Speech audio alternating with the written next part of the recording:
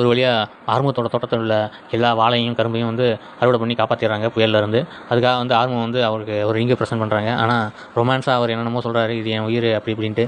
ஆனால் பைரவி படக்குன்னு சொல்லி அந்த மோதிரத்தை கழட்டி போட்டு, எனக்கு வேண்டியது ஒன்றே ஒன்று தான், அது டைவர்ஸ் தான் அப்படின்னு சொல்லி சொல்கிறாங்க. ஆறுமுகம் வந்து வெக்ஸ் ஆகலை, இருந்தாலும் வந்து இந்த நாடகத்தை தொடர்ந்து இந்த டைவர்ஸ்னே அவங்க கேட்குறதும், இவர் வந்து அதை கொடுக்க மாட்டேன்னு சொல்லி சொல்கிறதும் அது வந்து ரெகுலராக போயிட்டுருக்கு. இந்த பக்கம் என்னடான்னா, சிந்து வந்து கொடைக்கானலில் ஊர் சுற்றி பார்க்க போகிறாங்க. அப்போ வந்து ஸ்னேகா வந்து தடுத்து ஏதோ சொல்கிறாங்க. அப்போ வந்து கோவப்பட்ட சிவா வந்து, உனக்கு அடிமை கிடையாது, நான் வந்து உங்கள் ஹாஸ்பிட்டலில் வந்து வேலை பார்க்குறதுனால நீ நினச்சிக்கிடாத நான் தான் தப்பு பண்ணேன்ட்டு, அங்கே என்ன நடந்து கண்டுபிடிக்கிறதுக்கு தான் நான் இருக்கிறேன், கூடிய சீக்கிரம் கண்டுபிடிக்கிறேன்னு சொல்லி வெறுப்பேற்றி விடுறாங்க.